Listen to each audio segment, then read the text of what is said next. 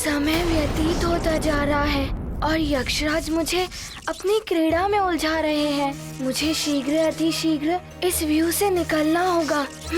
4 मार्ग तो दिखाई दे रहे हैं निकलने के लिए और ये कह रहे हैं कि एक ही मार्ग है। प्रभु, यक्षराज ने तो यक्ष व्यू की नहीं, मृत्यु व्यू की रचना कर दी है और हनुमान के पास तो दिव्य वरदानों की शक्ति भी नहीं है। अब क्या होगा प्रभु? देवी देवताओं के वरदान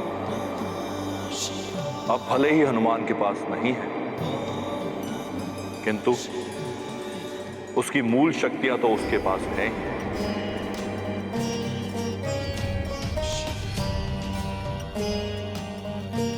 रुद्रांश होने के कारण अपनी देह का आकार बढ़ाने या घटाने जैसी लघिमा, गरिमा, महिमा आदि अष्ट सिद्धियां तो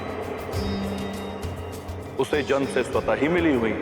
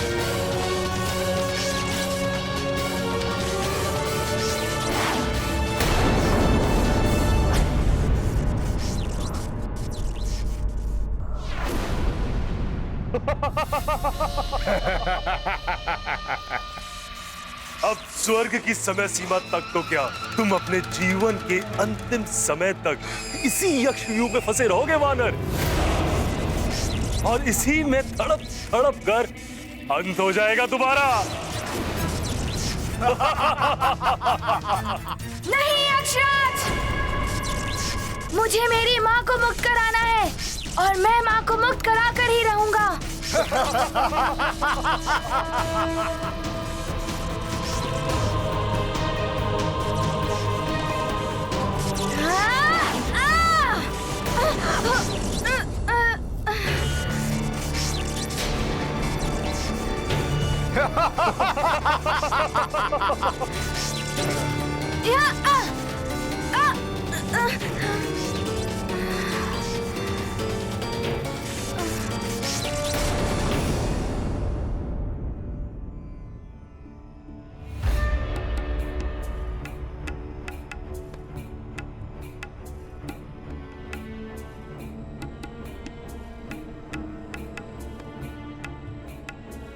महारानी जी और उनकी माताजी बालकों के साथ झील की ओर क्यों जा रही हैं?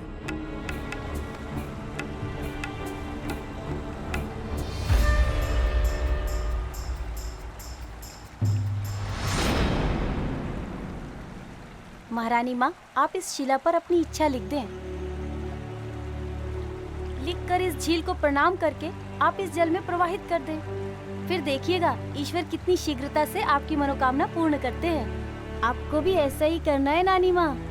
हमने जब भी कोई इच्छा लिखकर जल देवता को अर्पित की है, वो अवश्य पूर्ण हुई है।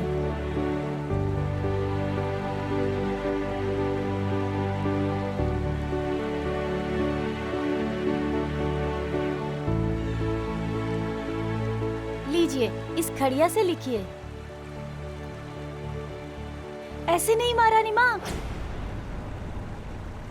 छुपा कर लिखिए। अपनी इच्छा सबको दिखाकर नहीं लिखते।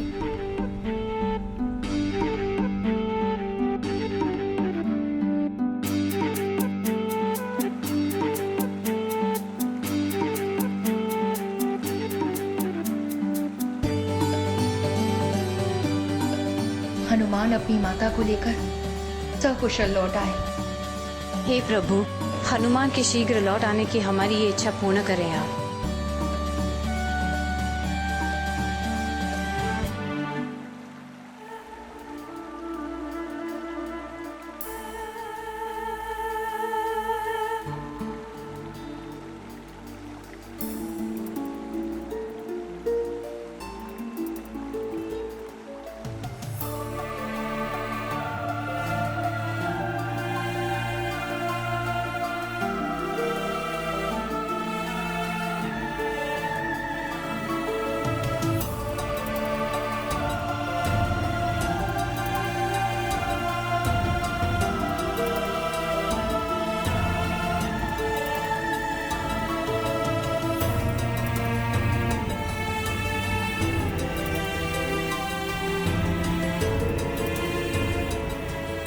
महारानी माँ और नानी माँ की इच्छा पूर्ण हो प्रभु।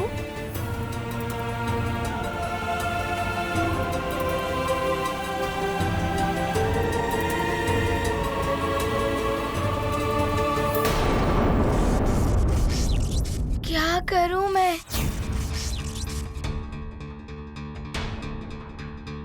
माँ, माँ। हनुमान, यदि शांत मन से कार्य किया जाए तो तुम्हारी शक्तियां तुम्हारी मित्र हो सकती हैं, और यदि वही कार्य श्रोत और क्षोभ में किया जाए तो तुम्हारी शक्तियां तुम्हारी ही शत्रु बन जाती हैं।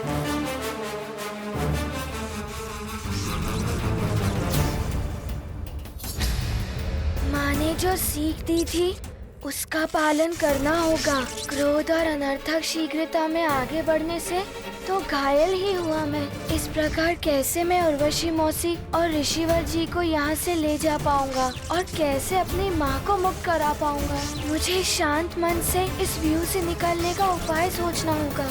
न जाने क्या होगा हनुमान का। मैं तो अपनी करने का फल भोग रही हूँ,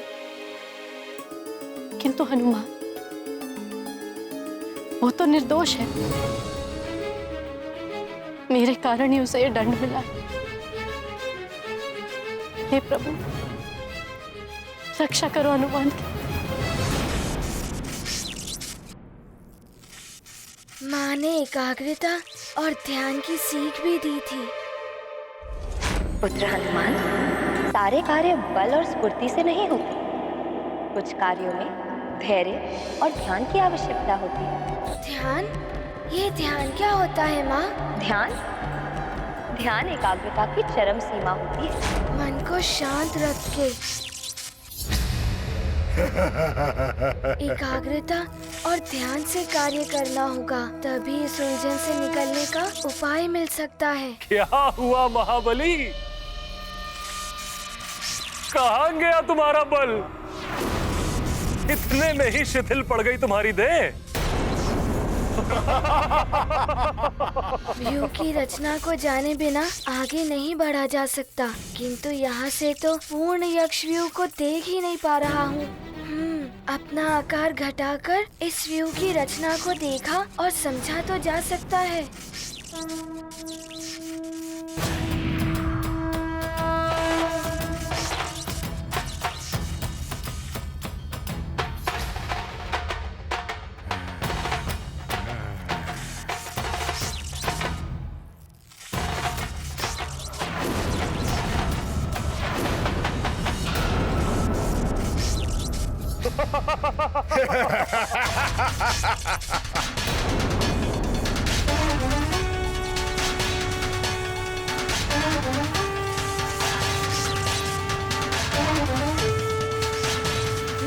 तो ये है इस यक्ष व्यू की संपूर्ण रचना।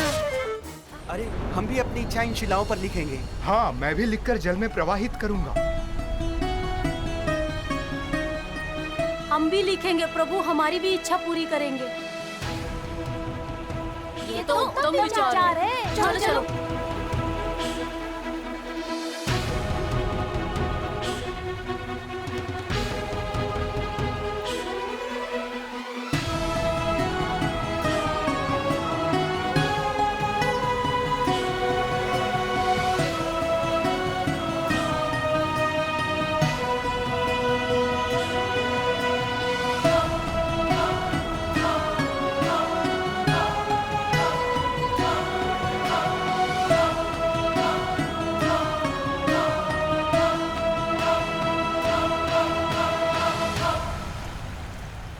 जिसके साथ पूरी प्रजा की श्रद्धा और प्रेम हो। बड़ों का आशीर्वाद है, ऐसे हितैषी मित्र हैं, उस हनुमान का कोई क्या अहित कर सकता है।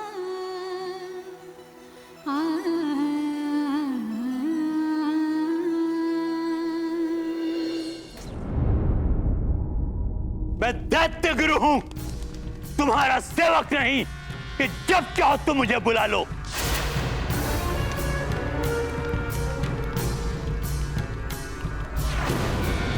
मैंने तुम्हारे लिए क्या क्या नहीं किया, बिना ग्रहण के भी रक्षा कवच सिद्ध करके दिया।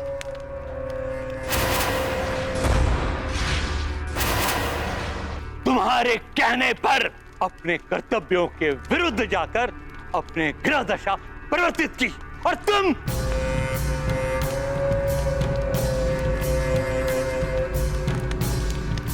अपनी रक्षा कवच तक नहीं बचा पाए। क्षमा करे,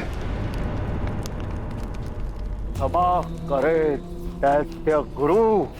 भले ही मैं अपना रक्षा कवच नहीं बचा सका, परंतु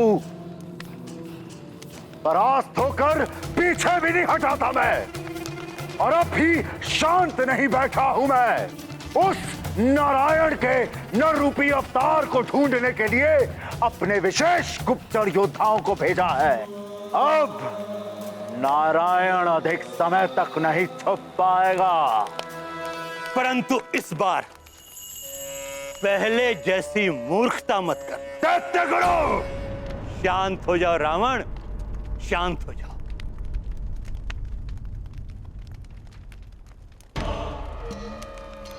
नारायण के उस नर अवतार पर आक्रमण करने से पूर्व स्वयं को पूर्णतः अस्त्र शस्त्रों से सुसज्जित कर लेना। दानव शिल्पी मैं की सहायता से कालांतक और एकाग्नि जैसे दिव्यास्त्रों को अवश्य सिद्ध कर लेना। उचित कह रहे हैं आप दैत्य गुरु। मैं शीघ्र ही ससुर श्री को बुलावा भेजता हूं। एक बात और स्मरण रहे,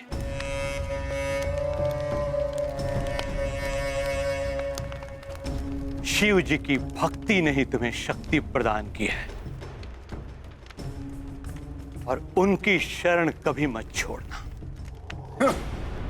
शिव जी से जो मिलना था मिल चुका है, अब वो और क्या देंगे। उस दिन भी वो उस वानर और मेरे बीच यदि नहीं आते तो वानर मेरे हाथों मारा जाता। वो नहीं मारा जाता, तुम मारे जाते हनुमान के हाथों। उन्होंने तुम्हारे प्राण बचाए हैं रावण। रावण, इस अहंकार के आवरण को हटाओ अपने नेत्रों से और सत्य को देखना आरंभ करो। हरा कल्याण।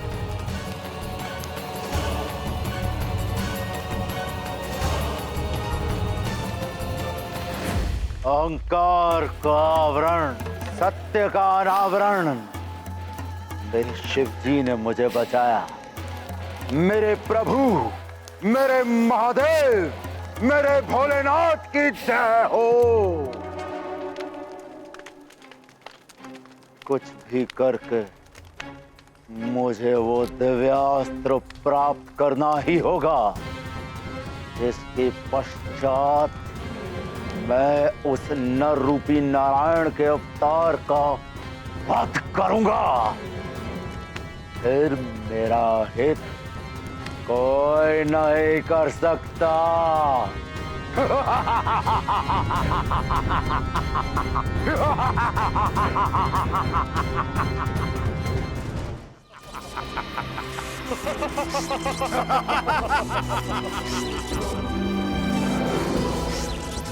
ये तो तीसरे घेरे तक आ गया। इसने यक्षव्यूह की रचना को समझ लिया। मैं इस यक्षव्यूह की रचना को ही परिवर्तित कर दूंगा। फिर नहीं निकल पाएगा ये इस घेरे से।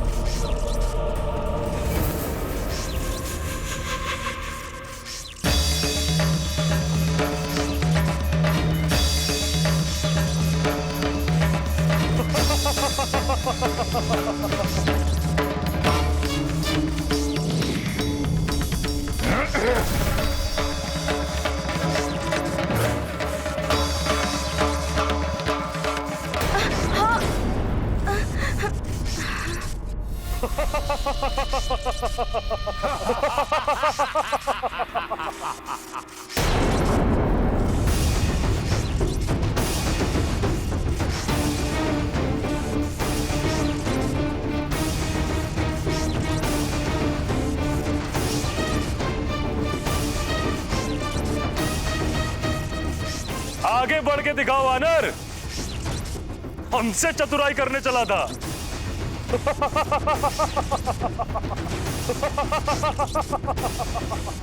इस समय मेरे पास भले ही वरदानी शक्तियाँ नहीं, किंतु माँ का आशीर्वाद अवश्य है। मैं युद्ध करूँगा।